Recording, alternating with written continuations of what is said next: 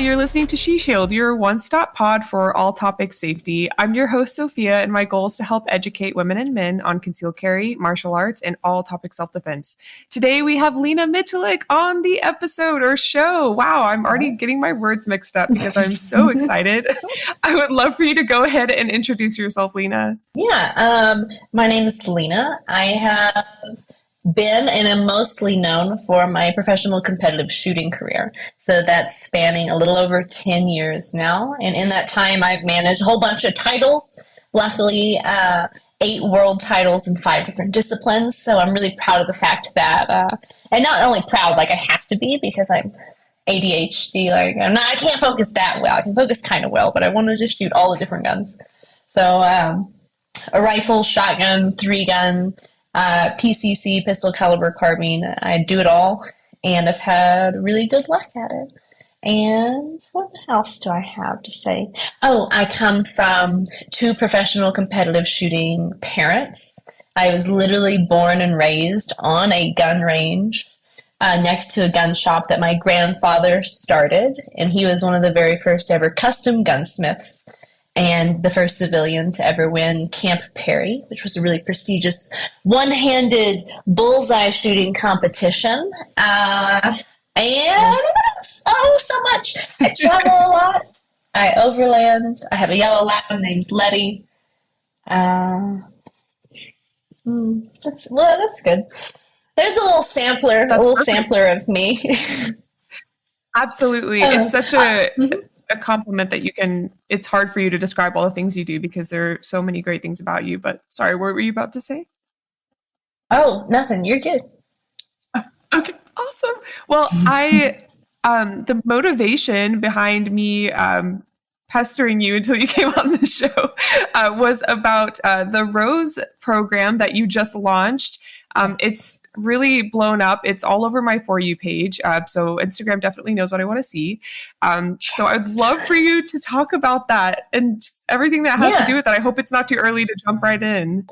No, I would love to. I'll give you, because we have a while here, I'll give you a little bit of the backstory because it means a whole lot to me. And I rarely get to present it all. But COVID happened. Ready? We're going to go back in time. So COVID happened. All I've been doing my whole life is shooting guns. Since I was 15, I went professional. I got my GED. I said, all I'm going to do is shoot guns because I knew what level of dedication it took to make it a career, because I had examples before me, my mom and my father, which showed me that this is what you want. It has to be all that you do. So I said, all right, it's what I want. I really like shooting 3-gun, rifle, pistol, and shotgun. I did that, and I won all these things. I have had a beautiful career, and I'm talking 200 plus days on the road a year competing. The rest of that time is spent training. I also grew up watching my mother, who was one of the best female competitive shooters and one of the best competitors overall of anyone that I've ever met. I got to watch her be super fierce, win all these things, and then turn around and call together like her biggest competition in the women's competitive world and go, we're going to train together because we're all going to get better. And we're going to go, overseas and represent as a U.S. team. And these are all individuals that compete solely against each other. And she's like, doesn't matter. We're all coming together. We're going to train, steel sharpens steel. We're going. She's the lady that if someone beat her at a nationals, like she bought flowers for them and gave it to them as a tradition, as like, hey, congratulations, you earned this, and I know you earned it because I made you earn it. And good on you. Here's your flowers for national. And just like an awesome lady. So I got to see kind of and grow up with, like since the age of 10, competing, watching my mom encourage women into becoming better marksmen, and that grew into a traveling camp that ran for 10 years that was women's only. It was called Babes with Bullets, and it was like 20 to 30 students. All the instructors were female, national or world level champion and competitive shooters. And they would take on students from like, I've never touched a gun before, to I'm a master level USPSA shooter. And this traveled the US, and I got to grow up being the lunch lady and seeing it. Sorry, we're going way back. This is a long story, but please do. Please. I just want to lay the ground. It really goes back to like my roots. Like, we're talking about 10-year-old Lena right now, and I'm trying to build you up to a product that I just launched. So, got to witness a lot of that, be a part of it, see how powerful it is to help people overcome a fear and learn a new craft, and one that can be as valuable as firearms ownership. So, how cool was that? Woo, what a cool childhood, huh? And absolutely. Then I started my career. I did that. COVID hit, and I really got sick and tired of seeing people in fear. Like, it was a time of just, chaos. We were all there. Everyone was terrified. And fear is such a liar. And it's the ultimate thief of life. Like, it tells you, like, you can't be afraid. Just like, don't do it. You can't, blah, blah. And if you listen to it, you're done. And I got so tired of seeing people listen to it and lose their lives, just hand it over to someone else because they had no option. So I was like, jeez, like, what am I going to do? What am I going to do? I'm stuck at home. I'm just a girl that literally shoots guns and posts videos on Instagram and Facebook. So what can I do? And I was like, okay, brainstorm. Big brainstorming session. And at the end of it, and through COVID and through lots of months of searching and digging, I was like, all right, 2021, and big changes are coming. And luckily through 2021 and 2022, I better aligned with what I wanted. I decided that I even bought this domain name called Rosalie Concealed Carry. Rosalie's my middle name. So I was like, this is going to be my thing. I'm on a mission to make everyone comfortable with firearms ownership. Because if you're comfortable with firearms, like, that's the first step. Everyone tries to jump too far ahead, in my opinion. Like, we just got to get comfortable with guns. Yeah. Step one. Like, everyone's like, you got to, before we even purchase a gun, before someone's even thought about it, we're already pushing so many advanced questions upon them. And it's like, hey, let's just get cozy. Yeah. And I want everyone to have that ability. I don't want anyone to be in fear of firearms. So I decided it was time for me to take my skill set, take it on the road. I had this whole big plan to travel the US and teach all these classes and do all these things. And it was going to be a whole big hoopla. And really randomly, at like 10 o'clock at night in a hotel lobby in Arkansas, I was talking with, his name's Patrick from Sig in marketing. And I was like, Patrick, my life is shifting. And I had to, it meant that with this big tour and teaching all these classes, I would not be able to commit to competing. So this is me saying, hey, I'm putting the entirety of everything I've ever done on pause so that I can try and commit this other time to building up other people. And I told him this whole big spiel, and it was like one of the first times I said it out loud. And I was like, oh my gosh, it's happening, And Patrick goes, okay, I love it. We're going to do it. And I was like, what do you mean? We're going to do it. So he's like, we're going to do it. We're going to figure this out. And I was like, okay, whatever, Patrick. Patrick talks a lot. So I was like, okay. And a week later, he called me, and he literally says, I showed it to Ron. Ron is our CEO of Sig Sauer. And I was like, Patrick, what do you mean you showed it? And he's like, I told him about what you wanted to do. And it was just like a from the heart friends, like pouring my heart out, like, I gotta help people, this is my calling, this is my path, it's aligning with what I have to do and all this. And he was just like, I told him it's the plan, we're going. And that was it. And like, that's how it started. Like, it started by Sig believing in my immense passion and decision to shift all these things around and decide to figure out what it was I could do to support women, specifically getting into firearms ownership. And they were like, yeah, we're doing it. And that was obviously not part of my plan. So everything and that big grand tour and all these other things got just like thrown aside, and we leapt into what is now ROSE by Sig Sauer, because like I really just kind of had a dream and like I'm doing it. Like that was pretty much all I had done. I picked a direction and I was saying and telling people that I was going to do it and making plans, and then it got all flipped upside down in the best way possible. Because what it allowed us to do, which I hadn't even thought about it in the time, like in the moment, but what it allowed me to do was finally connect some parts of the industry that I feel like have always existed, but never together. Like, you are an instructor. You're here to help support people in their firearms ownership journey. That is fantastic. We have all these users on the outside going, let's build you up to be a great owner. And then we have the companies pushing products going, here, buy our products. This is what you need to be a good marksman. And they're not together. And you have to have both of them. Like, you got to have a product that you really believe in, that you can use, and you got to have the skills to use it well. And like I said, it's nothing new.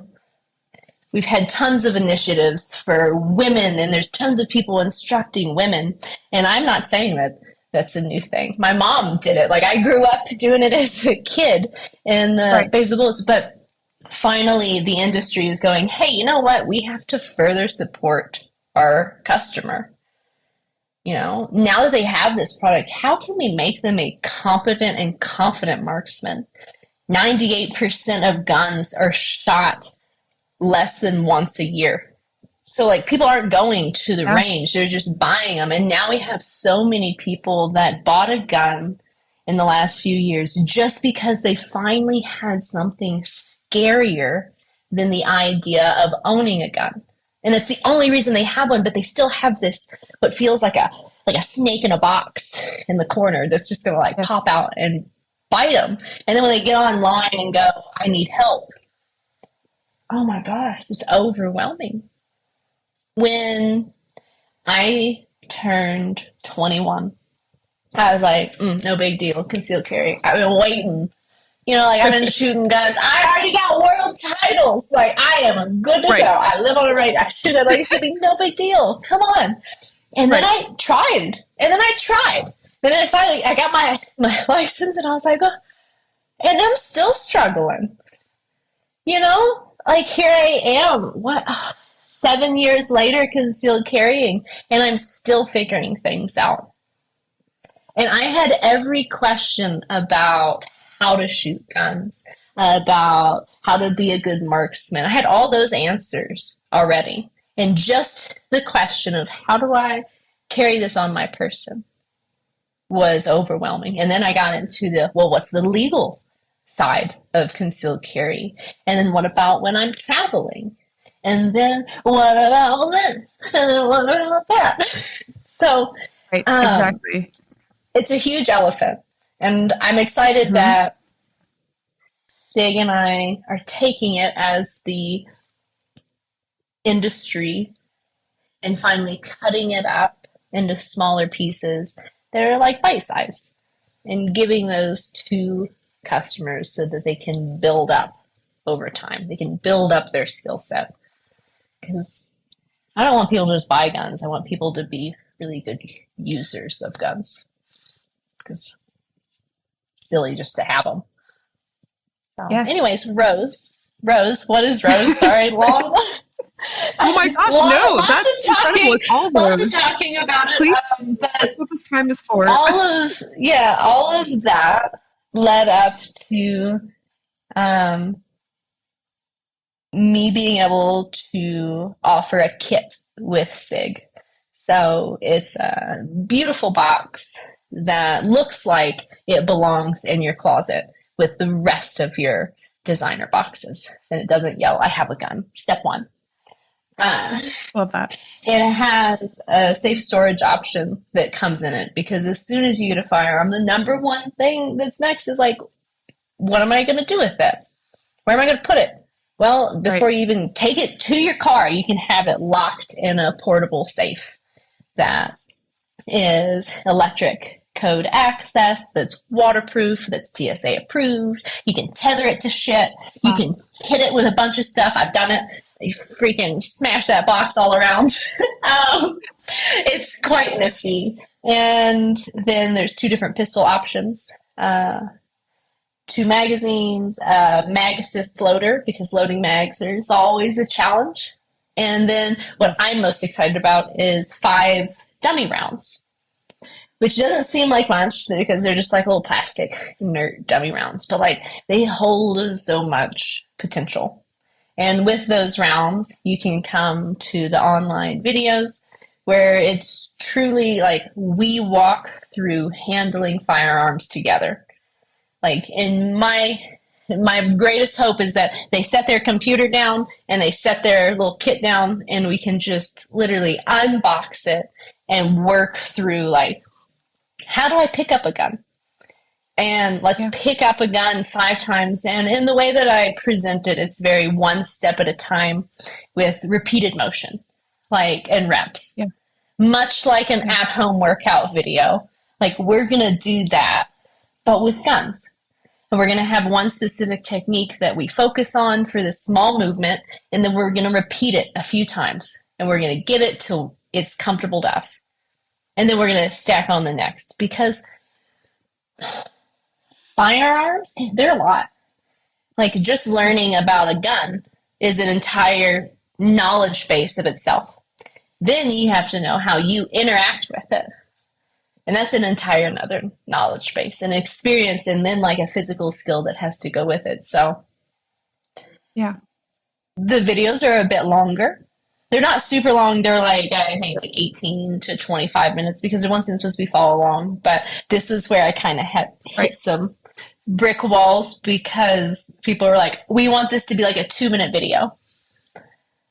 And I'm like, no, I can't tell you anything good in 2 minutes. Like, I can give you like a crumb, like such a crumb, but like I want to lay a foundation. Right. So these absolutely. are truly foundational. Like, these are the videos that I could truly say, hey, pick up your kit. You don't have to tell anybody. You don't have to talk to anybody. You can just pick up your kit, go home, watch these videos with me. And we will build up our skill set until we are ready to go to the range together. And we'll do at-home dry fire first. And then we'll learn how to load our mags with our dummy rounds and how to safely load and unload our gun. We'll learn how to do everything we need to have a good experience when we go. Because a good first-time experience is so important. So important. Absolutely. So, anyways, so that's Rose. And there's also an online community. There's a Facebook group that's all women. And that thing is popping. Like, those people they are all about it. And I'm excited to be able to hop in here over the next few months and really be able to provide additional information and support to all of them, and be able to have a direct line for SIG to get communications from their buyers. Because that is such a hard thing for the industry to have. But now it's like, hey, you want to know what women want? Boop, boop, boop, boop, boop, boop, boop. Hey, women, like, what do you want? Turn around, go SIG. Hey, like, let's do this. So I'm super excited to just feel like I don't know, shake it up a little bit, kind of give some people some voices and a place to be, and invite people that are kind of on the fringes to go, hey, like, let's just touch a gun, get cozy with it, and then we'll move on. We don't have to put a gun in our pants quite yet. We can just hang out. Right. We can just shoot. Absolutely. That'll be good. That's a really good point. While I lead with a lot of concealed carry topics on my page, I get a lot of questions. I get most questions about just how to start and what gun to buy. And I oftentimes find people asking me about a holster before they've even gotten their gun. And I always tell them, like, hey, let's back up a little bit and talk about what you're thinking. And I think it's great when I understand why people want to get a gun that's compatible with like Filster holsters, like anything like that, where they've just seen how versatile it is. And I understand that. But I totally agree. I love that you're leading with the concept over like the consumerism side, and like the skills over the product. And so nice to see. Yeah. It's what has to be. You know, like we got so many guns out there. We got so many everything out there. It's like, oh my gosh. Yeah. Let's just make things easier. Let's stop trying to reinvent the wheel, and like, let's just listen to what people want and provide them the answers that we know that they need. Like, we know people need safe storage. We know people need training. We know people need encouragement to go to the range. We know that the narrative of how we talk to people needs to shift. Okay. Cool. Let's do it.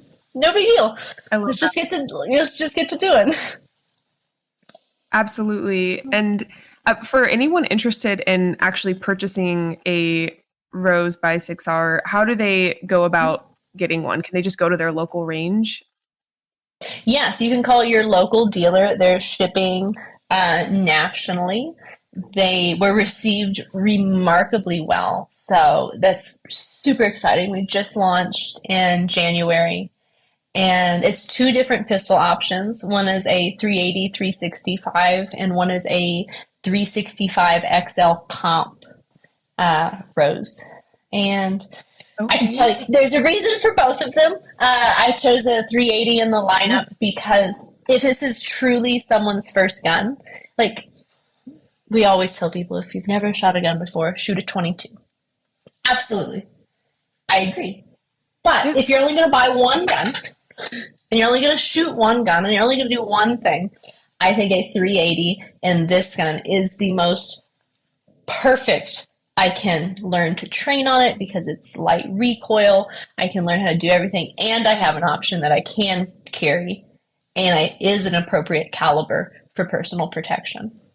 So that's the 380. It's also a little bit smaller than the 9. And then the 9, which is an XL, so it's just a little bit bigger, and it has a comp on the end. The little bit bigger is against popular belief. The bigger the pistol, usually the easier the recoil is to manage. Whereas the smaller the pistol, the harder it is. This is like a thing that is very contrary to most things that I run into with people, but it's just a note. But the XL is a little bit bigger, so it's nicer with that 9mm round. The comp is, I love comps. It was my demand, and it does an excellent job, so it helps with recoil management also. And 12 rounds, you put an optic on that one if you want to get all fancy, anything you like. Wow. But those are 2 options. Yeah. That sounds incredible. I was actually going to ask you to go into detail on that, so I'm glad you did that. It sounds like you all have just made it like almost a scalable experience for anyone wanting to get into firearms. So that's absolutely incredible. Do you get to go in person as well and work with people when they purchase their ROSE? I know that you are, you can't be in 1,000 places at once, but do you have any events that people yes can know about now? Or okay. We at the what is it? I'm sorry. So many things just went through my head. Right, I know. I should have given you some warning. We didn't plan these questions. March, there are 2 events. One is open to anyone. Okay. It is in Florida at Frog Bones. So it's an in-dealership, in-store experience. It's a try before you buy, so you can come and shoot the guns in their indoor range for free. You can, I think, get a discount. I think they might even have a line on them. They're kind of hard to find at this moment. So I think there might be some like there. And then at the end of March in Nashville will be a ROSE retreat. This will be the very first ROSE event. It is already booked, but it's 2.5 days. It's a fly-in and a dinner, and then a half day on the range with me training, and then a half day of like concealed carry seminars. And also we're in Nashville, so like line dancing and a beautiful dinner at the Dolly Parton like rooftop place. So we're gonna do that. I was actually just there. Very nice. Oh, really? Oh, fantastic. Good to know. I live in Jonesboro at the moment, so I'm super close to Nashville. So yes, that would be so much fun. Yes. Oh, perfect. Yeah. That's wonderful. So that's the first 2 events. More in-store ones to come. And kind of figuring it out as we go. ROSE is still pretty new. We're a little bit wobbly-legged, but we're doing pretty good. That's lovely. Yeah. And how was it at SHOT Show to talk about it like for the first time and on a big scale? Numbing. Like, numbing. I was on a stage. Like, I had an entire tent and stage and thing, you know, and like my bosses there looking at me giving presentations to media. I'm also like not someone that like, I am someone that does it. Like, I do these things, but I'm not someone that does it because they're comfortable with it. But I am good at it. Okay. Luckily. Right. Or at least the people clap. So, like, as long as they clap, I'm like, oh, okay. I need someone to cry, or I need someone to laugh, or I need someone to clap. We got to get some type of emotion. Absolutely. I saw that video, and you did an incredible job, and you're doing a wonderful job now. You're very fun to listen to. I can just tell you're genuinely excited and love what you do, and it's just awesome to see you in your element. So very cool. Well, thank you. Yeah. And to your listeners, if you ever watch the first ROSE launch video, I want you to know within the company, they refer to it as they're like the one where Lena's crying. And I'm like, damn it, everybody, shut your faces. But it's true. Like, I do. I get choked up because we were filming and they were just asking me questions and they were like, answer these questions. And I was like, oh, I care so much. Yes, of course. Anyways, it's, follow your passions. If you don't get choked up talking about something you've been working on for a few months, I guess you're not doing something too well. That's a great point. Absolutely. I definitely do, unless I'm dissociating so I can cry later on my own. So it just really depends sometimes. But, right? Sometimes. Yes, exactly. I'd love to know how your competition SHOT Show. Sorry. Disassociating just is like SHOT Show. Hey, I was even there as like, I was there as a very small scale influencer, like, did not really have any booth assignments and still was just so overwhelmed. So I cannot imagine how that was for you. There's one family. I hope they listen to this. I feel bad for them, but they caught me at a bad time. I was really hungry and tired. Oh, no. And I was trying to make it to like the rental car with my family in the elevators. And it was like a Vegas and chaos and like elevators everywhere. And I got like separated from them. And I like looked up and it was just like this family and they were so excited and they were just like, Lena, and I literally looked up and I was like, I'm sorry, I can't smile anymore. I gotta go.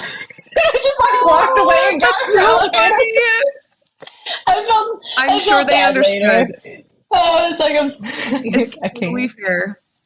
I need to eat food. You know, it's interesting. I met more people in elevators and bathrooms and at like the social events after than I did at SHOT Show. And it was really funny to see people like let loose and be like, oh my gosh, today was so tiring. And like, it's almost like it lifted this veil of like almost like professionalism in a way. Not that they weren't, of course, Yeah. respectful and kind, but Yeah. I'm sure But that at work, you know, and anytime after I work. met them, exactly. Yes, it's definitely a work hard, play harder kind of event I learned. So that was really interesting. Just, you know, the vibes in general, but I Mm-hmm. won't go too much into that. I did know that like I ran into the president of a company I adore, and I don't really want to shout it out on here because I don't know, I just want to be careful with that. But I ran into him on the way up to my room, and he was like, "Hey, I saw you at my booth earlier." And I could just tell he was so tired, but felt like he needed to talk to me. Like I could tell he was really trying. Like, and I just remember thinking, like, wow, he must be so tired. And I even appreciated that he like noticed me. So I'm sure that family understood. And just Yeah. yes, I hope they It listen is as what well. it is.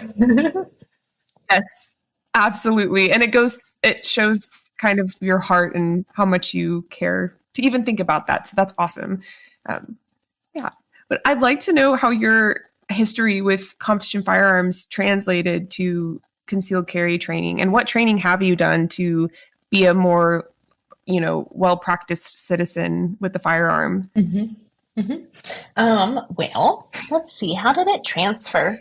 I've shot a whole lot. Yes. So there's that. The shooting portion, I can put bullets where I would like. So that was kind of checked off. The biggest thing Yes. was understanding what my standards would be for myself on how I would carry a gun. You know, because when you're new, like you have to set your standards. Like, am I going to put a gun in my pocket? Am I going to use a fabric, you know, thing to hold it? Like, what are my standards? Like, do I have to have a trigger guard protected? Do I run all Kydex holsters? Blah, blah, blah. When I draw, do I demand that I don't sweep myself? Like, there's tons of questions that everyone, if it's only affecting you, you get to decide. So when it gets to does it affect other people? Do the, I think, standards of the masses truly come down? But up until then, I'm very much so, I would say, like a free-form concealed carrier. Like, as long as it checks off your standards of the gun is safe and it's on you, those are my two things, like, that I have to check off. When it gets into the rest of it, like, how fast does my draw have to be? I mean, I would love it. I would love for you to have a 1 second draw. Love for you to have a 2 second draw. Love for you to have a 3 second draw, 4 second draw, 5 second draw. Love for you to have any second of draw rather than leave it at home. Right. I am very much so a don't leave it at home person, and make sure it's safe. Those are the two things that I demand, which gives, I think, which I know gives people a lot of room to work within. I know what is standardized best. Cool. But if you're not comfortable with that, that doesn't mean that concealed carry isn't for you. You have the freedom to decide what is going to be best for your lifestyle and you. So for me, it was a trigger guard. My trigger guard always had to be protected in something like Kydex, truly secure. And then it needed to never cross my body while drawing. Important for me because there are some things that you just kind of can't do without crossing your body. So that was a standard that I set for myself. And then I've gotten pretty creative on the gotta keep it on me portion. I think I'm probably most known for like a thigh bag and a fanny pack, which are pretty much my two favorite forms of concealed carry. I've tried everything else though. Appendix, small, the back, Enigma, belly band, ankle rigs, concealed carry sports bras, thigh holsters inside the thigh, outside the thigh, a couple different brands of those. And I'm sure you have your lovely tub of concealed carry gear also. Do It's a drawer right now, but it's turning into a tub. Oh, it's just a drawer. Oh, I remember those days. It's a pretty big drawer, but and you're like, oh, it's like too big. Right. I have to like, when you're taking something out, you have to push things down to get it open. Oh, yeah, and you get stopped. Yeah, I understand that. But those are my main forms. Additional training that I have done for it. One of the best things I think I've done is go to WAFT in South Florida and done multiple years of scenario training, one-on-one group scenario training. And it was a fantastic experience on showing me and proving to myself how rarely I'm going to use a firearm. How much I do not ever want to use a firearm. I truly, you know what I am really good at? Freaking getting out of there. What? Getting out of anywhere. Like, I see something bad, I'm gone. And I'm like, oh my gosh, this is so much better. Yes.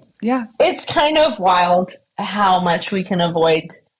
We use our eyeballs. I've traveled solo across the United States here for like 2 years for a career. Lots of gas stations, lots of rest areas, lots of things avoided. A lot of things that could have gone super different. And just because and specifically because I knew I had a firearm, like, and I'm so like, I don't wanna, that I am hyper aware. And it has stopped so many things. And being comfortable to just stop in the middle and watch something and let it play out for a second catches so many other people off guard.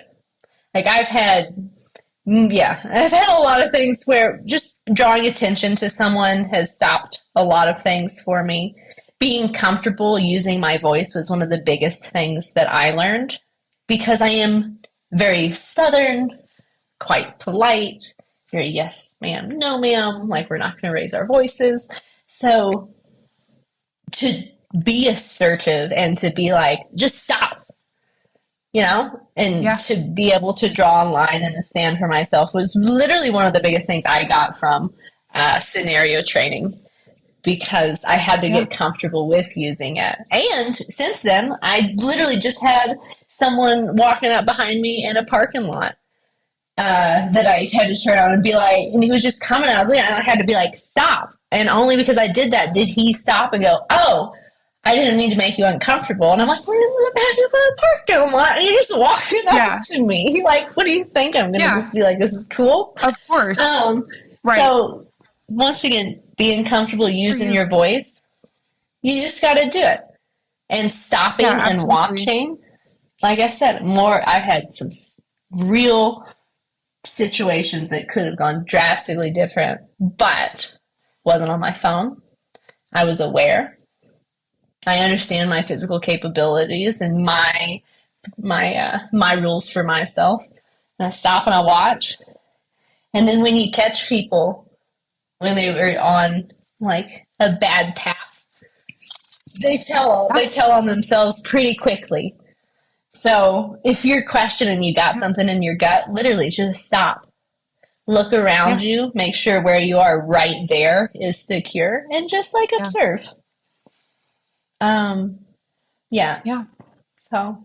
I absolutely love that. I love no. I love that you brought that up. I wanted to let you finish because I was like, you're heading in like such a great direction with this topic because I'd love to hear everything you have to say about it. So I love that you talked about, I keep saying I love, but it's all true. So first of all, your concept of like having a gun on you is another level of responsibility to where like you think about the fact that you don't want to have to use it. So you think of everything you can do beforehand to prevent having to use it. That's a really great way to say that. I've never really thought of it specifically in that light, or I guess I've never really like talked about it out loud. But I've had those feelings as well. And I like that you're bringing attention to that because it's not like paranoia. It's just that you have an appreciation for what you would have to do if you did have to use it, and people who have I actually trained understand know the that power. Yeah, I understand the power yes, that I have. I have the power to protect myself. So I have to right, be conscious of that at all times. And I don't want to. Like, absolutely, I really, really, really, really don't want to. So there's so many other yeah, alternatives. So many. Like getting out. yes, yeah, So simple.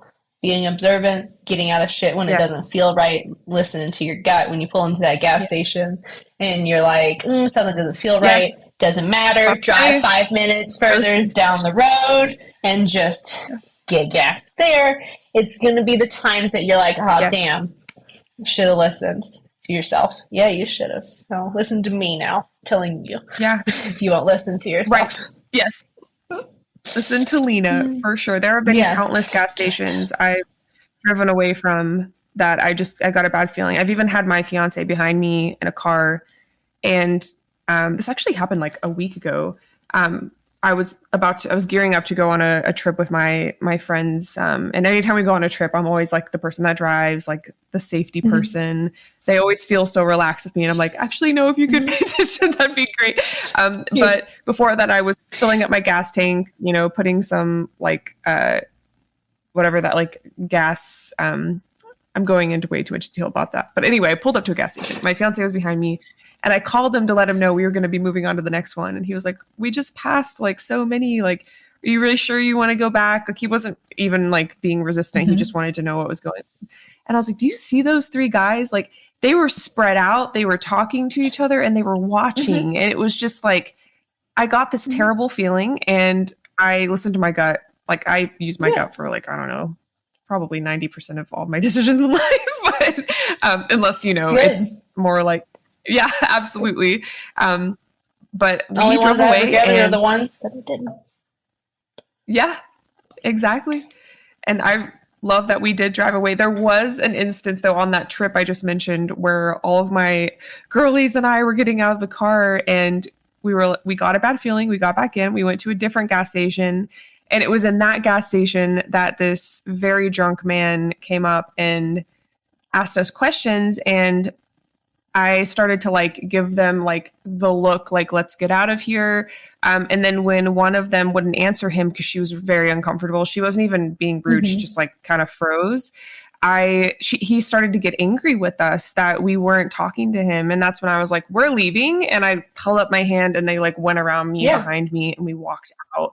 And we were like, wow, we just can't win. So we ended up going in an Arby's and the ladies that were closing let us like, go in there while they were closing and lock the door. Hi, please let us in. We'll buy some curly fries. Yeah, we honestly, we were in the heart of Memphis. Oh yeah, trust me. I was like, Memphis. I lived in Little Rock for a little while, so I was just right down the road from the old Memphis. Yeah, you gotta watch out. You got some real watching out to do in Memphis. Definitely, and it honestly was. It was my fault. I really needed to use the bathroom, and like two others needed needed to. And when you get on that stretch when you don't have a gas station for like hours, it was definitely time to find something. But yeah, it was interesting. So I'm glad you talked about that. Absolutely. I would love for you to go into detail about what you do when you travel to stay safe rather than other than just, concealing. Is there anything else you do? What do I do in particular? Ooh, I don't want to say too many things. So one is I don't publish my schedule beforehand, and be conscious even if you don't have like I'm doing public appearances and things, but that's a big one, making sure my schedule's not beforehand. If it is, I have security on hand at the events that I do interact with people, because when it's good to have some other professionals hanging around. Yeah, absolutely. But what else is there?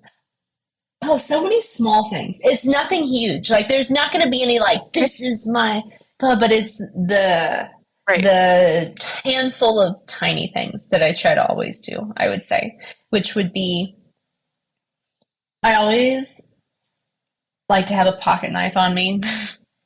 They're one of the niftiest things in all the world. And if you're not comfortable with a gun, pocket knife is fantastic. And if you're not comfortable with a pocket knife because you're afraid of cutting yourself, there are some excellent non-metallic knives. So like I have one, and think of like a fancy shank.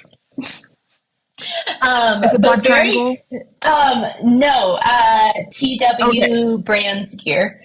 But I have like, it's a little boot one, and it's excellent for places where you can't have a pocket knife or metal or anything like that. You don't have to worry about cutting yourself. I think of them as an excellent like teen thing. I've always been conscious of my personal safety, so I guess I feel odd saying like for teens, but I have always been kind of self-sufficient and of that mindset, having grown up around it. So like I remember, this is a random left turn, pause and left turn because I think this is funny.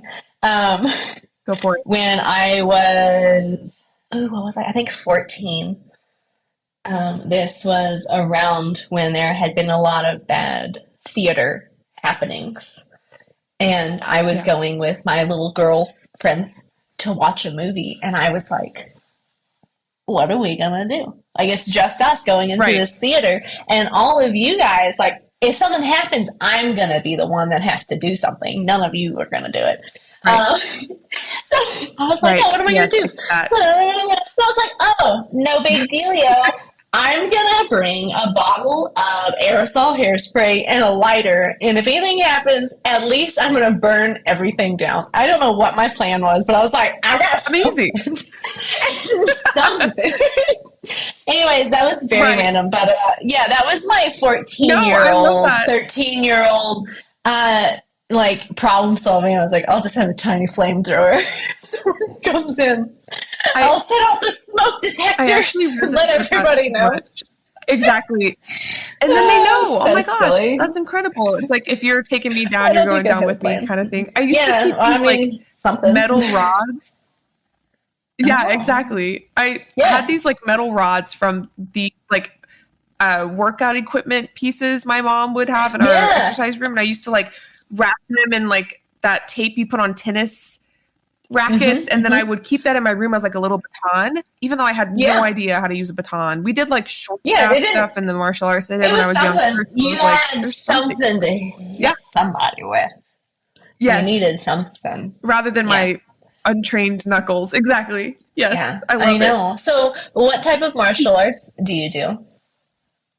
So when I was 13, I began Musuwan. It's a Korean style. And then after 7 years, I got my black belt in that and realized it wasn't very applicable to like what would happen if someone were to like come up and like pick me up and try to slam me down on the concrete kind of thing. So I started Muay Thai, and I got interested in weapon training. So I went into Krav Maga, and then I started Brazilian Jiu-Jitsu.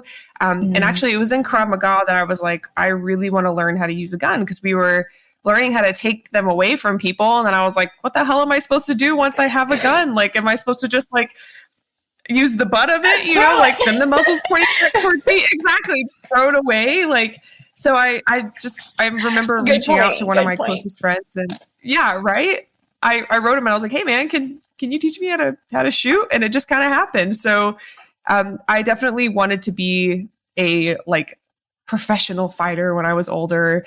My parents were very worried about me doing that. And I, just like any good parents would be like concerned about that, and I always told them I understood why they were.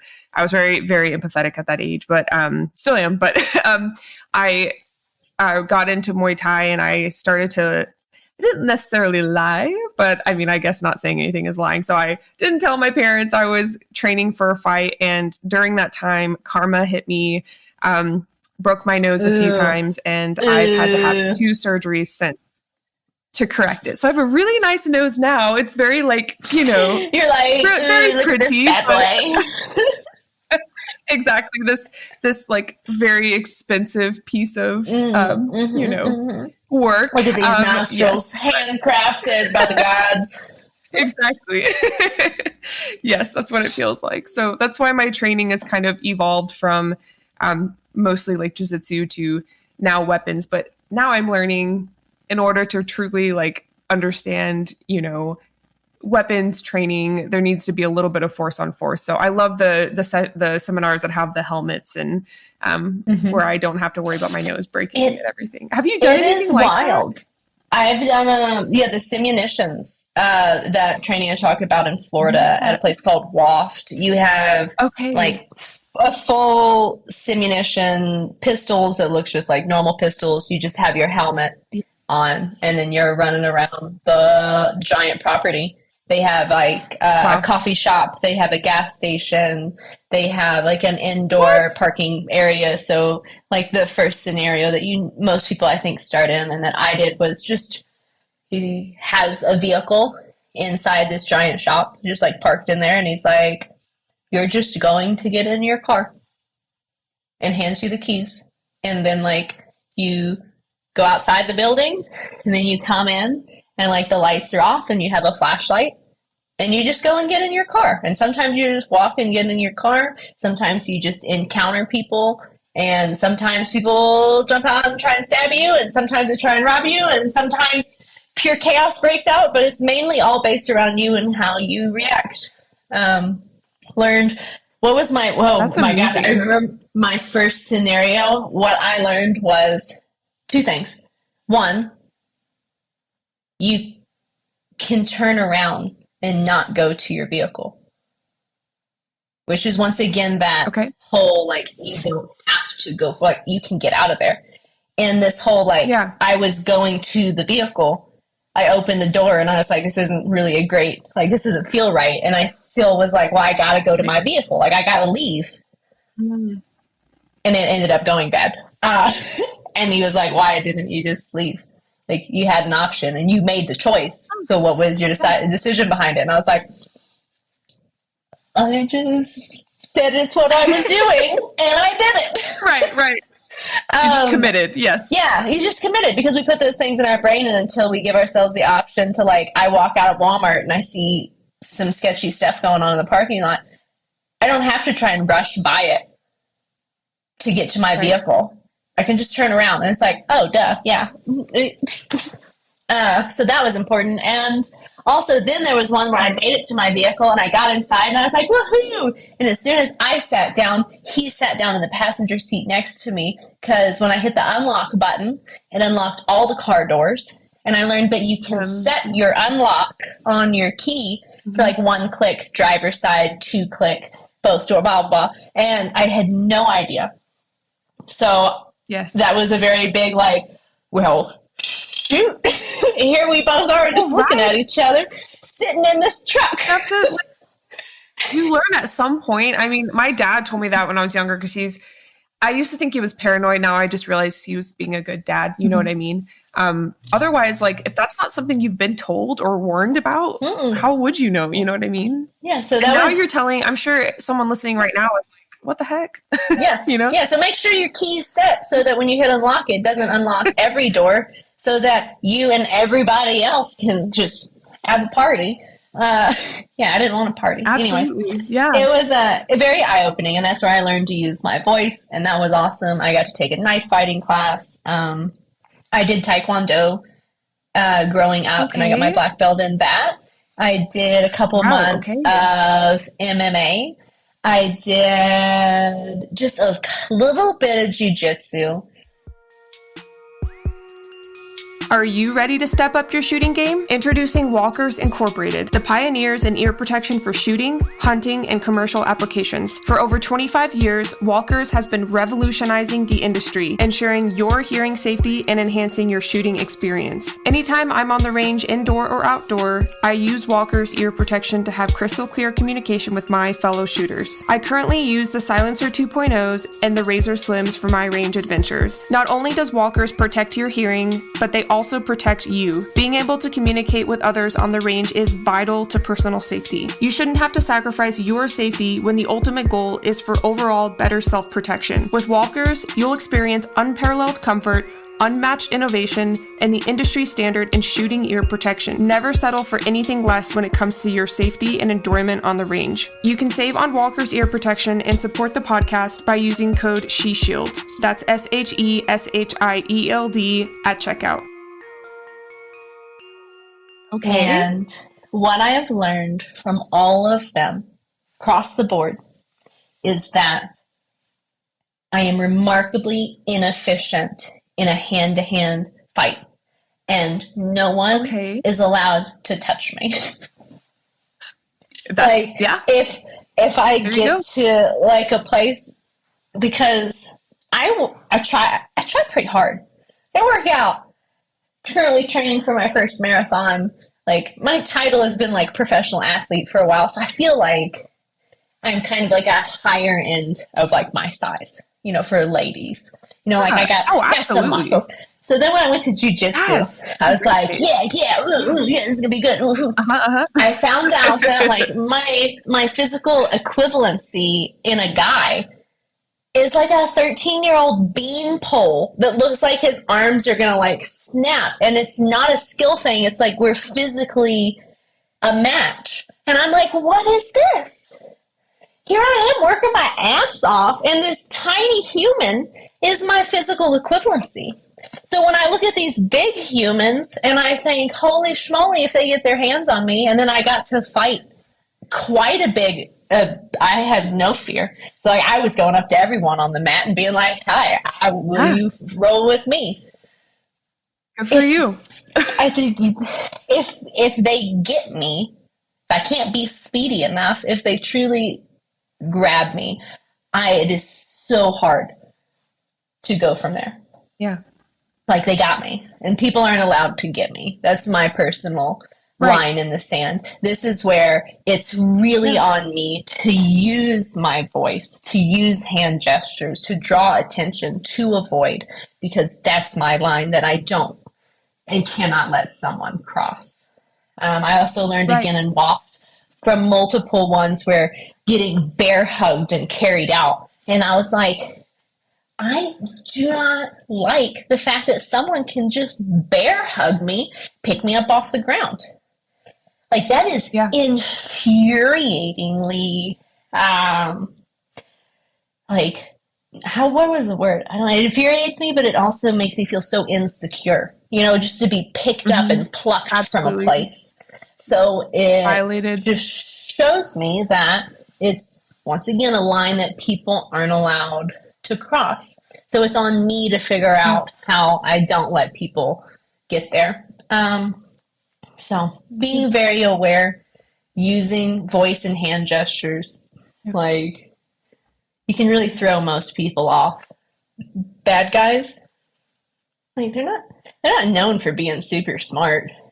And especially the ones that are just like a random act, which are going to be, I would say, the majority. Just don't be the easiest prey. Like, but puff up, be a little bit more, and guess what? Then you're gonna be fine. And if you're someone that doesn't have the ability, know that the less physical ability you have to defend yourself, to stand and fight, or to escape, the more of an equalizer you will need. Like, I am just one person. I'm my own responsibility. I don't have children. I don't have anything that ties me to one location. So running is always going to be my first act. I physically have the ability to get out. I'm agile. I can run. Cool. So if you don't have all of those things in your advantage, that's when you got to be more on that equalizer. If you're physically not fit, you have something that ties you to a place, you have just yourself, you don't have any other tools additionally to you, that's a vulnerable place to be. And this is a world that I think we have the best experience when we are vulnerable to those that we choose and not to the world. This is not a matter of Yes. shield yourself from everything and everyone. There's never going to be an answer. Right. But there are a lot that need to be on the other side of that line. You got to figure out who those are. That was so beautifully said. Thank you. Oh my goodness. Did you practice that? No, these are just my spiels. Yeah, no, that was such a great thing to say. Yeah, like we want to be able to choose who we're vulnerable with. Not everybody gets to be close to us. So let's train for those people that don't see that boundary, when it's clearly there. I love that. And you make a good point. Your training is very dependent on like what your everyday life looks like. Chris Cook just came on and talked about the difference between before he had his, 4-month-old, I think by now she's 4 months old. I'm not totally sure. So sorry, Chris, if you're listening and that's wrong. Before he had her, all he had to worry about was throwing his groceries down. But now he has a baby and he can't, let go of his Don't baby. throw that down with the groceries. Exactly. And he made such a good point. It was so eye-opening. And I love that you're bringing that up and you said it in such a beautiful way. You have to train to your ability and to your, with your circumstances. I love that, so that you're not a victim of, someone else invading that and violating that. Yeah. Yeah. We get to, and a cool thing about arming ourselves, and in whatever way it be, whether it be our mind, physical tools, however we choose to do it, the more we do it, for me personally, the more I can be open and helpful to the world. Like the whole, you got to fill your glass before you fill other people. I have to make sure I am secure and that I am good before I can go out and be the best citizen that I can be. And this hit me and kind of opened my eyes when I had just done a training at WAFT. I had gone traveling across the U.S. solo for my first time for the first few months. And I was at a gas station. And I am someone truly that any random person, I could be across the parking lot and someone will walk across the parking lot just to talk to me. Not like they know me, just my face says, hello, come and talk to me and tell me about your day. And people do. Yeah. So I'm here at this big old gas station pumping gas, I think washing my truck. And this biker pulls up and is like, hey, can you give me directions? I need help. I'm lost. And I'm like, one, here we are in this giant gas station, all these other people, you pick me. You're just a random leather jacket, biker. And it's 2022 at the time. How do you need directions? But I had just gone in all this training and I was feeling very comfortable and confident and everything read good off of this guy. It was just a very what type of scenario. Yes. And I was like, no, let me have it. I was like, I think I was in Idaho at the time. I'm not from Idaho. Okay. And I was like, well, actually, I have no idea where anything is, but what are you looking for? And I ended up calling over 2 other people that were pumping gas that were locals and got directions. Anyway, and coordinated and got this guy directions and sent him on his way.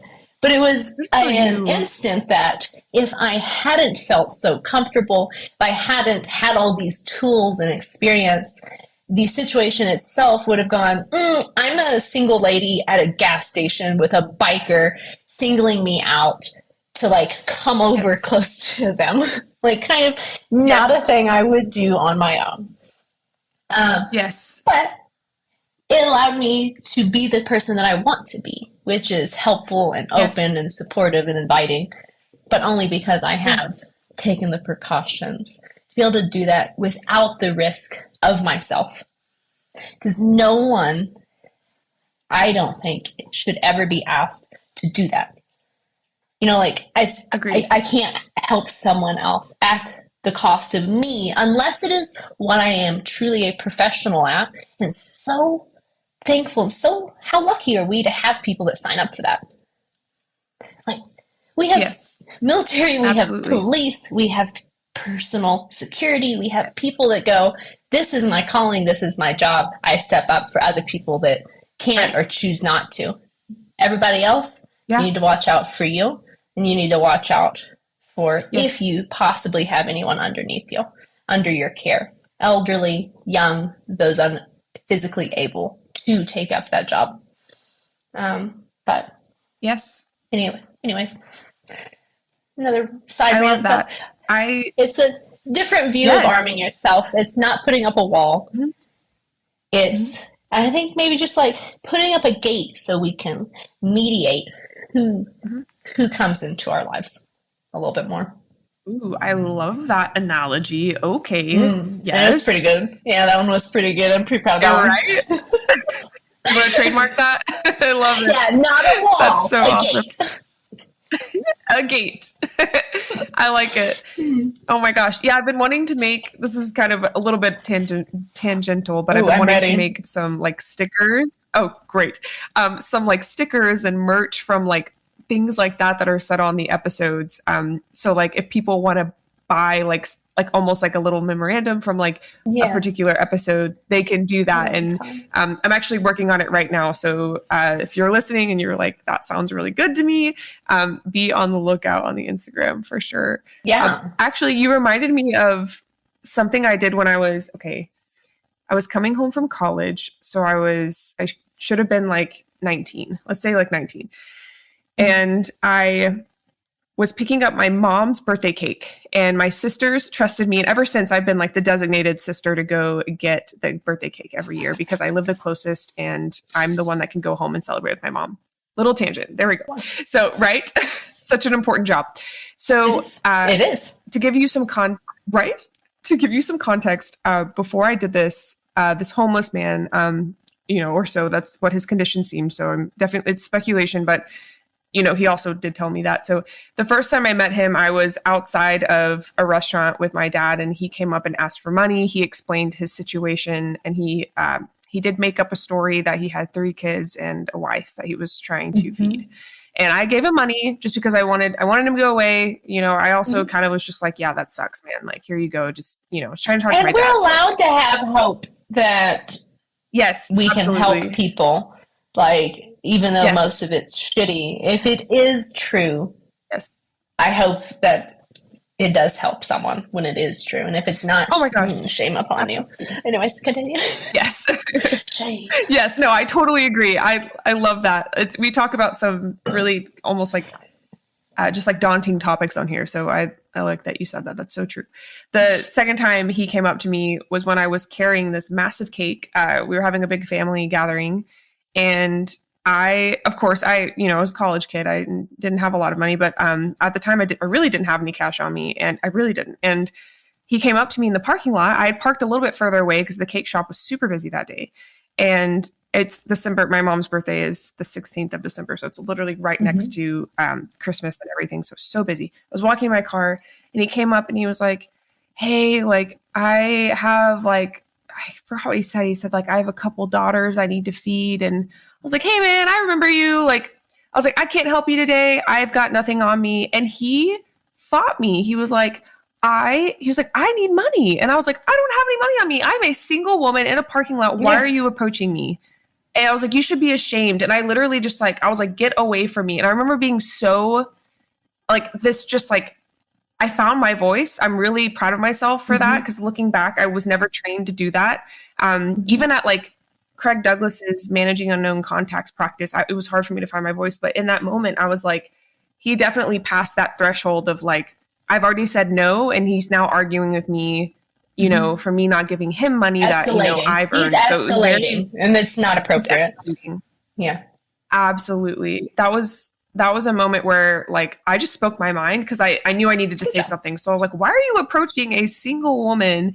So I like that you brought that story up because truly and honestly, a man should not be approaching a single woman for directions in this day and age. But luckily you have those experiences to help you gauge on a meter of dangerous to, a benign, intention. And you were able to respond. I love that. Thank you. And I have more experience probably being approached than maybe some. And not only because of me, but I have a I have a truck that's kind of cool, so mainly I get a lot of people like at gas stations that just come up and are like, "Oh, hey, what's going on with your truck? Like, what's going on with this build?" And we'll like nerd out about my truck for a moment. Nice. But that's an appropriate way. You know, like those people approach and it's like, "Oh, I'm going to wait a little ways away until like there's eye contact and be like, "Oh, hey, boo, boo, boo." But also know that nobody else has to act in really any certain kind of way. It's on us to set our standards for how people have to interact when they stay in our lives. And if they're just passing through, they still get to act however they do. Sorry that you witnessing it, you know, isn't part of like, it doesn't align with you and what you're doing, and that sucks. But everybody gets to do what they do and how they do it to a degree. But it's all about good way to say it. The parameters that we put. So find out what they are, be firm in them, and a place like this is really nice to come and hear what other people's are, because when you are setting like lines in the sand for the first time, it's really uncomfortable. And it's like, am I in the right? Am I in the wrong? And know that if you are uncomfortable, then like you get to set it. Like your answer gets to be for you. Yeah. Like if a situation doesn't make me uncomfortable, but it makes you, guess what? Your line is somewhere else and it gets to be there. Yeah. And no judgment for it. Just be wherever it is. And you get to base it off of how you feel. So figure out your parameters. Makes life a lot easier. Yeah. You're probably an excellent friend then, because that's always my healthiest relationships are with women in my life that we have no trouble saying like, hey, like that actually made me feel a little uncomfortable, and like just communicating boundaries. And it's just like that. It's where is your line compared to my line? And, you know, I'm sure you're a great friend. That's a trademark. Why, thank you. Yes, absolutely. I hope you've enjoyed talking about the self-defense aspect. I'm sure I have. I don't often get to. Good. That I'm so happy you could do it here. And I'm honored that you're doing it here, because I almost feel like it's almost exclusive, because it's like you're, you know, I definitely heard of you in for the first time in light of, you know, when I was talking about starting competition shooting, that's kind of how I heard of you. And I actually think I found you before that. I honestly, my timeline is kind of, I don't know, I was about to say salty, unclear. I was about to say salty anyway. Not, but yeah, so it's really awesome that you're now here talking about self-defense, and you've created such an incredible resource for women getting started, and I'm excited to direct people to you. I'd like to eventually shoot the news ROSE SIG just to kind of get a feel for it, so we can explain like, or just, you know, share my experience. I'm not just like referring it to people without shooting it, but I will definitely tell people to do more research and just at least look into that. A note is too that for all the online videos, the follow along videos, they're open to anyone. They would have gone on YouTube, but YouTube restricted SIG's account right before the launch of it. And like SIG just got their Instagram reinstated, so there's been huge fights there, but that was the original goal. But we couldn't launch them. So sadly, these videos now live on Vimeo for now, which there's links to it through the Sig Sauer website and the social media pages, ROSE by Sig Sauer. But eventually they're to go, because we're trying to set a standard of just education with product ownership. Obviously, if you have the kit, everything makes sense. You have the dummy rounds. We're using the same gun. Everything's a bit easier. But the foundations to shooting are pretty much always the same. So if you have a pistol, we can do most of it together. We can still work through the dry fire. You can still master the foundation and figure out your grip and your stance and your dominant eye and everything else like that. Yeah. And you're welcome to the community also. All of it. Open to everyone. The kit just helps. And if you already have a gun you love to, pick you up some dummy rounds. and come join in, because there's so many great uses for dummy rounds. And once again, I'm excited to roll out more information and more training options for that, because dummy rounds will work a flinch out of you like nobody else, like nothing else. That's a great point. I just saw one of your videos on that. So you all, for anyone listening that doesn't know, there's also an Instagram designated to the ROSE program. So if you guys want to look that up as well. Otherwise, everything you've mentioned, I will link in the show notes, which are the notes below the title.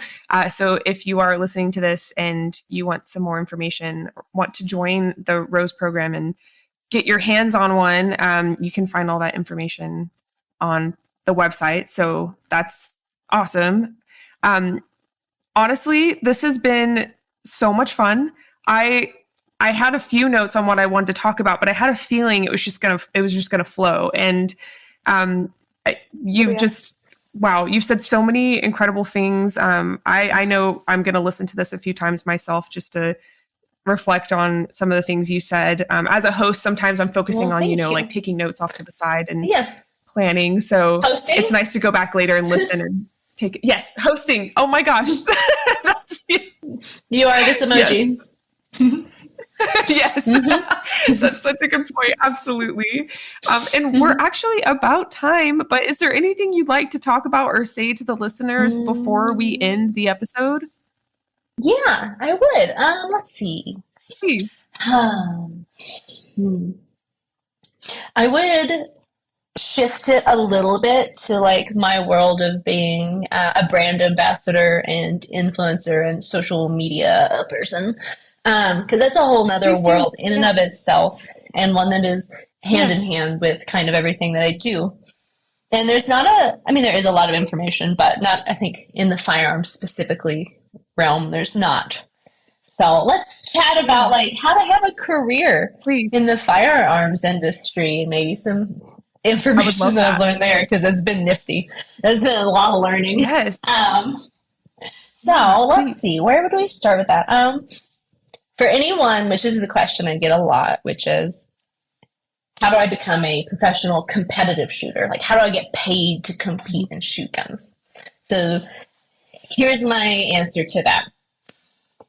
You have to add value to the company somehow. That's how you get paid for anything. You add value. If I want to get paid from a customer, I need to add value to their life. And if you're trying to work for a company, you have to figure out how you can add value to them. Being a professional shooter and the best shooter in the world, there's a direct tie to, like how that can support them. But what about on your journey upwards? Like you don't just wake up the best shooter in the world. And what if you just want support along the way? Well, know that it's all made up. Every job, like on the marketing side and all that, like it's made up. You figure out what you're really good at. It doesn't have to be being the best shooter in the world. Like that's one. Like I'm going to get paid because I'm the best shooter in the world, and the company gets benefit from it because I shoot their guns. Okay. You'd also go like, I am an 2A ambassador. I share with my small community and friends, and I'm known for being super inviting. Awesome. You can take that talent, that skill, put it into the firearms world, and put a money sign to it. Like, it's made up. I'm so proud of you for taking this big leap into like an independent career. And as you can see, there's many hats that you will wear in order to do it. So if you want a job as a professional competitive shooter, I would love to say, well, one, you can be truly the best in the world, but there's very little support on that way up. When I started shooting, it was a lot of sleeping on people's hotel floors, a lot of trading and bartering for ammo, reloading. Like, this was not a glamorous thing. Like, you put in a solid 7 to 8 years of titles, and then you can be worth something just off of titles. But you need something in the meantime for it. So figuring out what your additional skill is. So if you want to be in the firearms industry, shooting, cool. You need to be a good marksman across whatever field you're going to go. Then you need to figure out what your additional skill is. is that online marketing, it needs to be some. You got to kind of have a dabble of all of these, but you can have your one that's specifically your main. But you're going to need to be kind of good at marketing. That can be in any facet that appeals to you. You can be an educator. You can just be an enthusiast. You can teach people how to be better marksmen. You can just talk about guns, whatever is your fancy. Yes. And you need to really protect your name. This is probably the biggest thing for longevity, is that you're going to go kind of rough for a few years as you build up a reputation and a name of committing to only people that you truly believe in and only supporting products that you truly believe in. If you are just a name that can be bought, your career will be super short.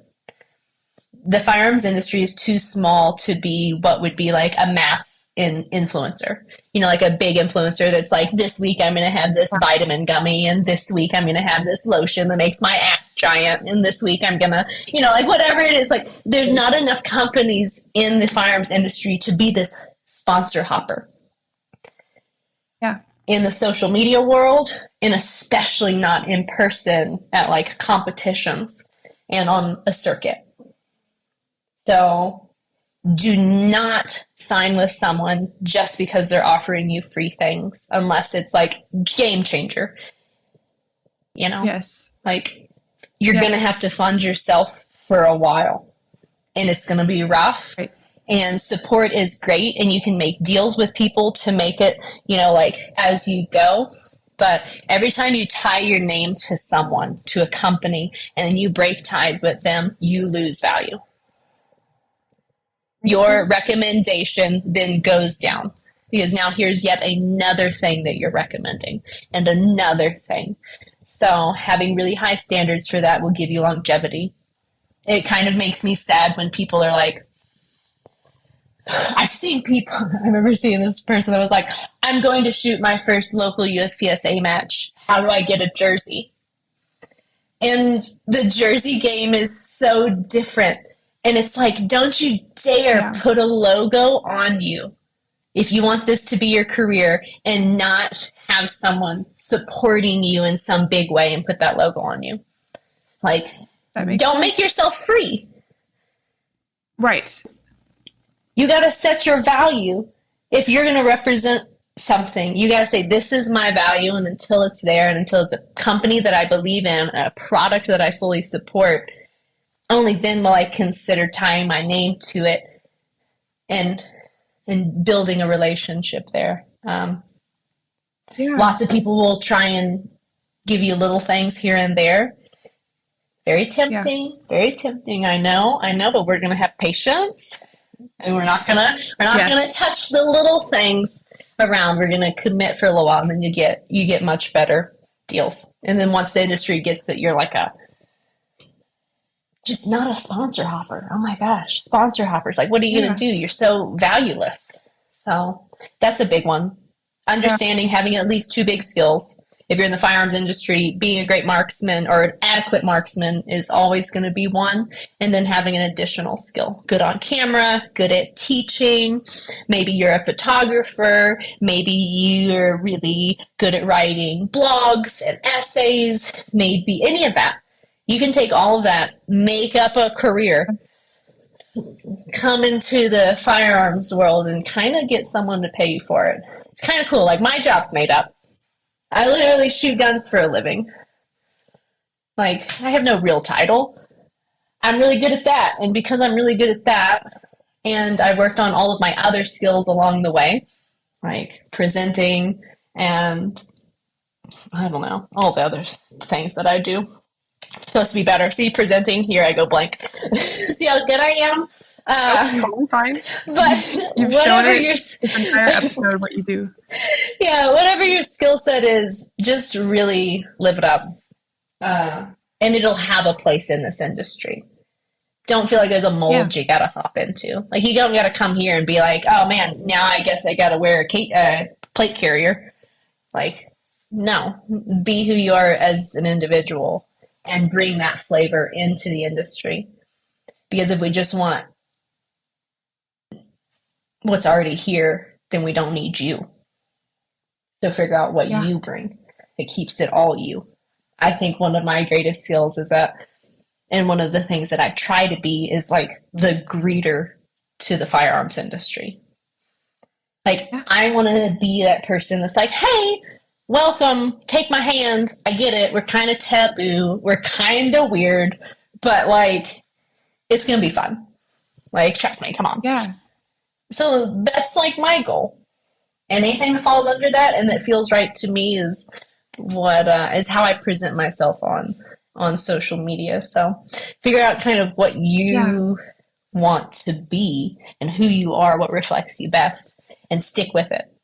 Don't try and become something that you feel like the industry wants, because make the industry want you. It goes better. Wow. I'm literally writing all this down for me to review later. Oh my gosh, this is great. Yeah. But don't sell yourself cheap. Hold out. Only if it's a product you believe in and a company that you believe in, like the people of the company. And then third one is that they're going the same place you want to go. You want it to be the longevity of a relationship. You have to make sure that there's, like your next steps, not just the here I am now, give me money. Very important. Yeah. And then stay true to yourself. Don't try and fit what you think this needs. Be who you are. If I could suggest anything, be who you are amplified. Like, exaggerate your personality. It's good. It's also a really, I think, good exercise on the internet, because it's really uncomfortable to post. Yeah. Like, here I am in my house filming myself. Let me just post this so that my CEO, Ron Cohen, can watch this later. Like, how awkward. Yes. But that's so funny. That's a great way to put that. I can think of all these random people that are going to one-off just watch it. And if I think about them just it's atrocious.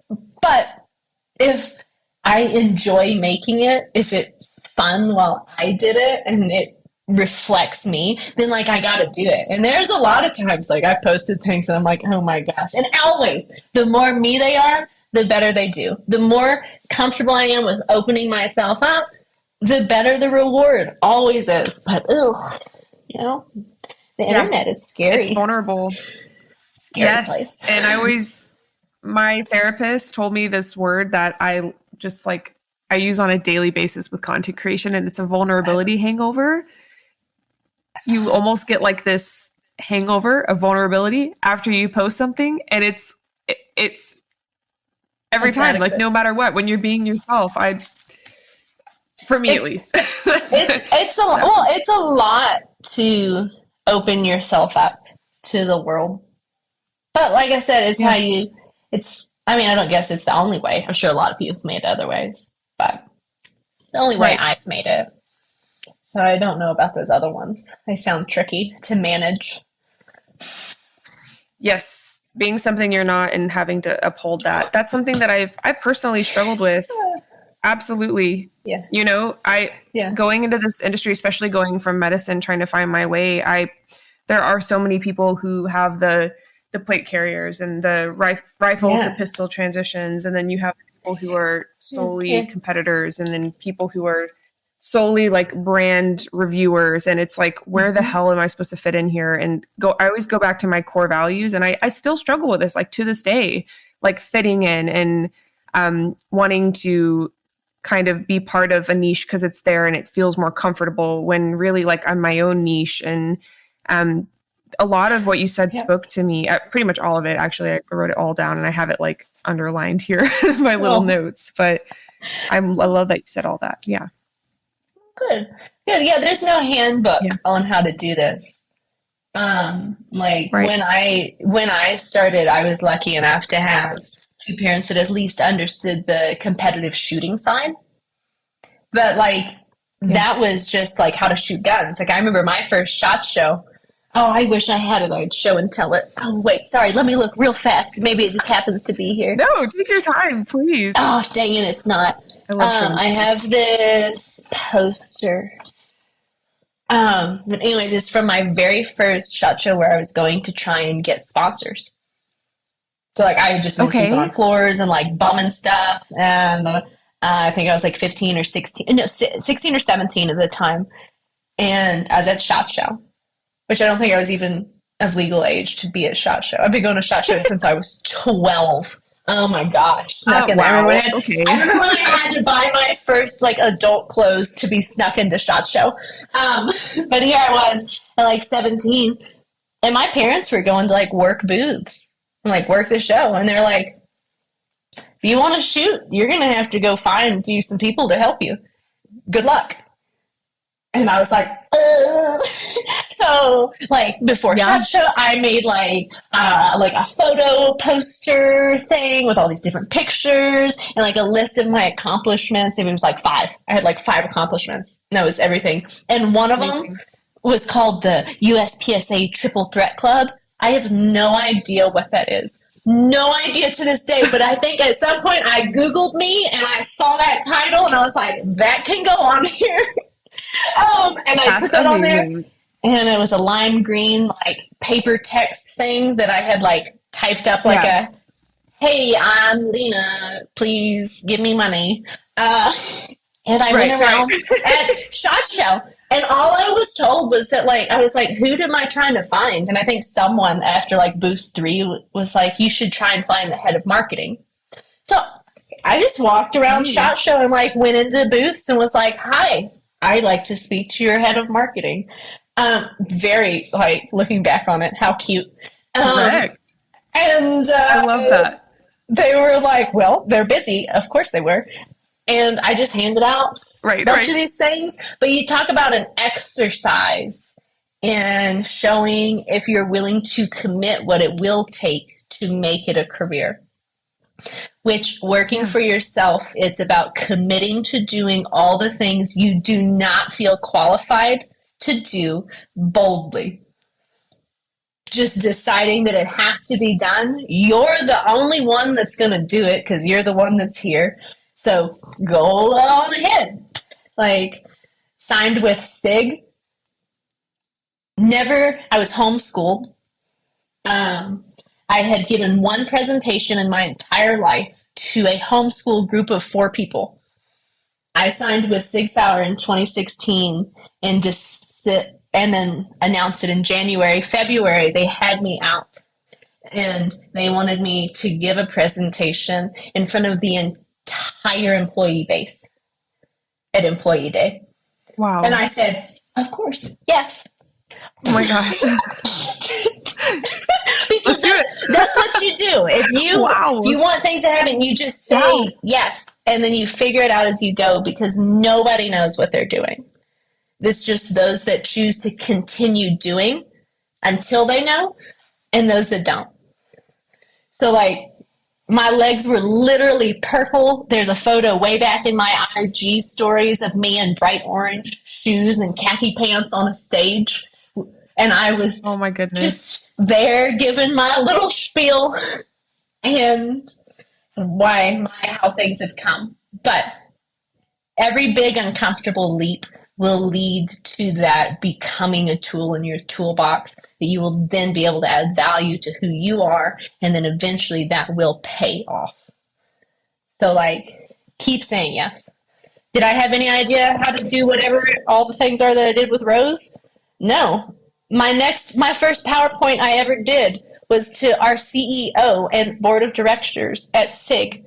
So like, you just gotta decide and do. And things usually go pretty well if you commit really hard. If you jump and you say, this is what I'm gonna do. Right. And you cut ties with everything else. And you just do it. It goes well. Hopefully it's encouraging. So like, just keep going to all of y'all. I don't necessarily know what the perception of me is out on the internet, but I hope it is one that encourages those to take leaps towards whatever it is that they're uncomfortable with. Because through facing our comfort zone, through facing our fears, we're going to find like the best things life has to offer. Whether that's taking up your own personal protection, whether that's pursuing a career that you like, and a dream, or anything in between. So, yeah. Good. Yeah. Nice chat.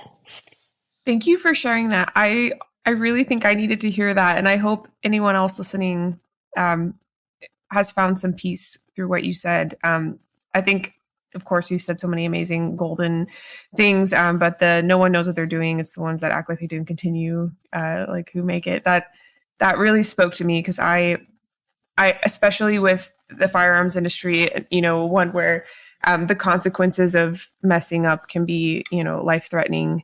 I've felt very nervous sharing some aspects of some pieces of content that I've really wanted to share, and I feel pretty good about, but it's like I'm only 99% sure. So what if that 1%, what if that one person takes it out of context, and then I'm responsible? And I really like that the way you explained all of that was just very insightful. I thank you so much for sharing that. We all got to hear it. Yeah. We all do. Well, not all of us, actually. Only those willing to take big risks need to hear it. There we go. Which definitely isn't everyone. It is a small minority. But if you are on that path, I do support it. Yeah. Yes. I love that. I know I mentioned my therapist earlier. I've been in therapy for 5 years, and I'm not afraid to talk about it. It's been the best thing I've ever done for myself.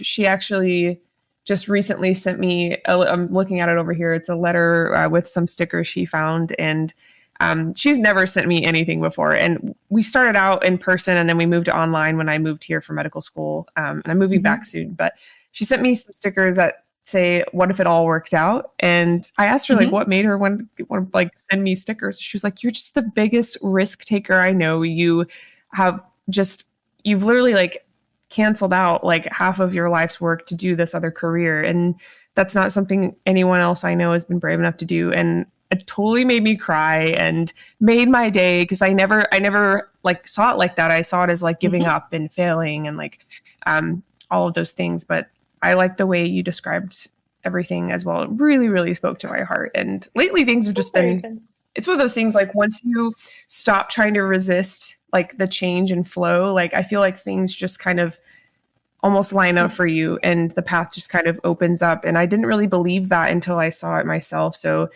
if someone listening is dealing with that right now, just stop resisting and find that path for you, and and take action. See, you say that it's laying itself out for you. I know, because of how things work, that you're taking actions daily that are making these things roll out. It's not the universe just being like, "Oh, you've quit this other thing. Now I'm going to supply you with this whole brand new thing." It's no, you quit your focus from one thing. And when you've poured your focus and the power of your daily actions in a direction, progress has to happen. Actions lead somewhere, whether or not we knowingly choose where they're leading us and we direct it or not, we're going somewhere. You're just at a super awesome place where you know where you're going. So it makes it feel like everything's rolling out, because it's part of a flow. It's the next step because of the things that you're already doing. And it's a beautiful place to be.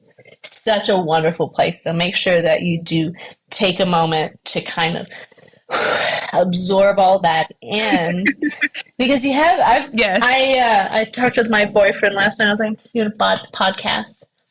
And he was like, "With who?" And I was like, "Talked about you." And I was like, "It's been so fun to follow your career and you getting in, and to see your first message about hey, I want to get into USPSA and I'm thinking about doing this." And now look at you, a year later, freaking already shooting USPSA matches and showing other people how you got into it and your experience with it, which I have loved.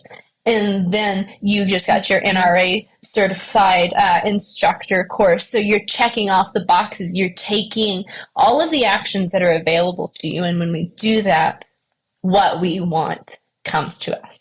So good on you for being diligent and not waiting for something, because that we can wait a long time. Yes, we can. Ooh, yeah, you're going to make me cry. Thank you so much for that. But in the best way, seriously. So you're so encouraging. And yeah, I'm definitely going to listen back to this part a few times. So I'm probably cringing in the car right now that I said that, because that's where I listen to all my podcasts. I'm probably like heavily cringing right now, but that's okay. Because I'm here for you. It's all right. Give yourself some grace. Yes. Be proud. Yes, absolutely. Yeah. And I hope someone, listening out there, no matter what career path they're in where they're taking risks, can have some peace now. So yeah. Thank you so much. Before we sign off, are there any like future plans you have, or like any classes you're excited to take or teach, or anything you'd like to share? What am I doing? I have the few events in March. I have that one open to the public in the third weekend in March, second weekend in March, maybe. Okay. Sorry, it's at Frog Bones. And there's also the very first ever Shoot Sig event, which is a super awesome, like, truly beginner competition. Like, you don't have to have a gun. Loaner guns are there. You can walk up. It can take 40 minutes to shoot the 3 stages. So you can literally roll in, just shoot your little stages, have a great day, shoot like a box of ammo, try out different guns if you want to, whole bunch of other things. It's called Shoot Sig. I think it's about the neatest thing. And it's very complimentary and goes right along with Rose trying to start the initiative of getting people to the range and becoming competent marksmen. So that's cool. What else do I have? I'm currently in the process of becoming a full-time creator on the Miculek.com YouTube channel. That has been my father's since whenever we started it way back in the day. I used to be like the person that helped him for eons on it, and then I moved away. And now it's gotten to a point where it's just not necessarily as fun as it should be for him. And I'm excited to be able for us to like do things together and take up some of the responsibility of creating content there. So hopefully lots of fun things will be rolling out there. That starts March also. And oh my goodness.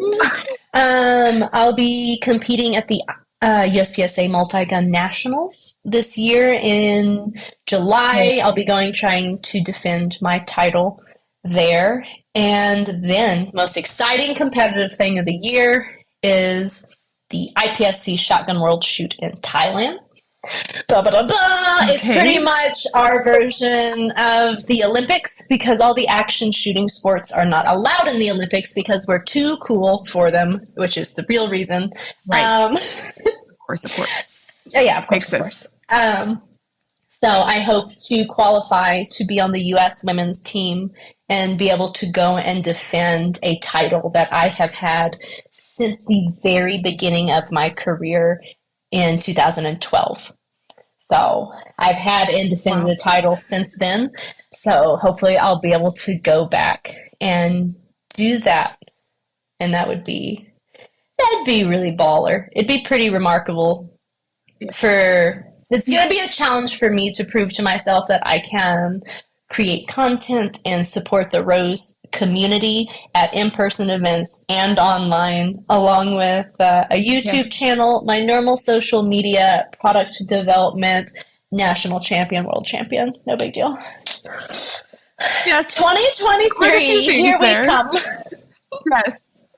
Absolutely. Oh my gosh. It'll be fun. So totally got this. I am so excited to watch your journey and just cheer you on as much as I can. I'm so impressed by you. I don't know if you can tell. My jaw hurts from like it dropping and smiling and dropping. It's like a workout. Well, good. Does it look more chiseled? Ooh, chiseled jaw. This is how you get that TikTok jawline. Exactly. Oh my God. Yeah. No, for sure. Thank you for sharing all of that. I'll link everything you just mentioned in the show notes. So for people interested in kind of watching your journey and joining you at Shoot Sig and the Frog Bone event, they can do that if they want to go to the link. So, and I'm going to look into those as well. The Shoot Sig is open to the public, correct? Yes. And you could show up and shoot. It's 3 or 4 standardized courses of fire, all from a table, so you don't have to have any holster work. You can bring your own gun if you would like or not, doesn't matter. Show up. There is a huge plethora of SIG guns, from 22 pistol to a whole bunch of 9mm pistols to an MPX, and you can get those on loan. You can shoot through your stage. You can shoot through once. Say, I want to shoot every single gun. I want to shoot through this thing 8 times. Cool. Sign up 8 times, shoot through. If you would like your scores to show, they can. If you're doing it straight for fun and you don't want your scores to show, no big deal. You just tell your RO and they won't go in the overalls. It's small groups led with 1 range officer through the whole competition. So it's very inviting, and like you have 1 person for the whole time. They're going to help you. So it's a pretty neat event. Also, if you become a Shoot Sig member, which I think is like $60, you get free signups to all the matches. You get entered to win a spear rifle, and you get a discount that's worth over like $200, $300 on a couple of guns a year. It's just a whole big old thing. SIG's making a huge initiative this year, which I'm very proud to be part of, on, once again, supporting the user, inviting them to the range and giving them a thing to do. Because just going to the range and like poking holes in paper and like not having a plan, it's hard to know what to do. The range is the gun gym. So if you don't show up with a workout plan, you're not going to walk away with progress. So this is a way to get people to the range that's fun, easy, any gun that they would like. It's not an all-day thing. You don't lose your whole weekend. You can roll in, shoot for an hour, and be gone half day. So I think it'll be fun. Actually, I know it will be. Like, I'm excited to go shoot it. I already shot it a couple times. But, but absolutely, I'll be there Friday morning, Saturday morning, on whatever day that is. I can tell you. That's awesome. Yes. Grabs the phone. Yeah, grabs my calendar. No, you have so many things going on. Wouldn't life be boring if I didn't, though? 11th, March 11th. Right. There we go. March 11th. That sounds incredible. So many things going on in March. Oh, wow. That date sounds familiar. I'm taking an FPF training course by John Murphy, and I think that's the same day I'm taking it. I need to look. March is a big month for. I'm trying to fill it with classes and instruction. Yeah. Yes. That's exciting. That's exciting. Good. What were you going to say? Oh, I don't remember now. Something else about March, except it's a lot. Gotcha. No, that's fine. Well, thank you so much for coming on today.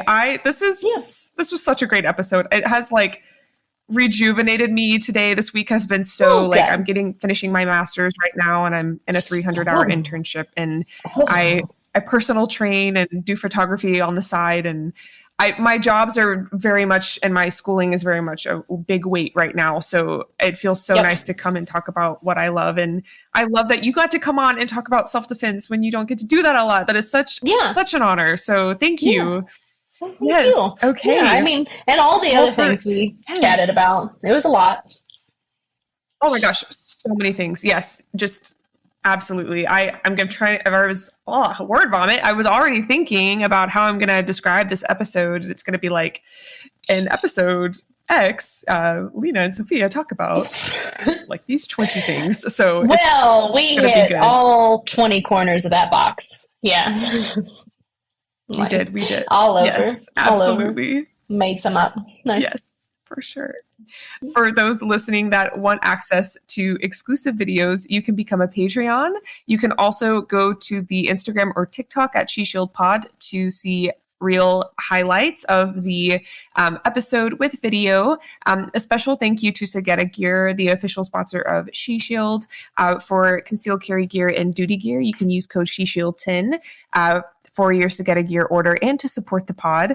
All resources mentioned in this episode will be mentioned in the show notes. And if you like the pod, you can help it by liking, subscribing, and leaving a review on whatever platform you're listening on. And in the meantime, stay safe and stay vigilant.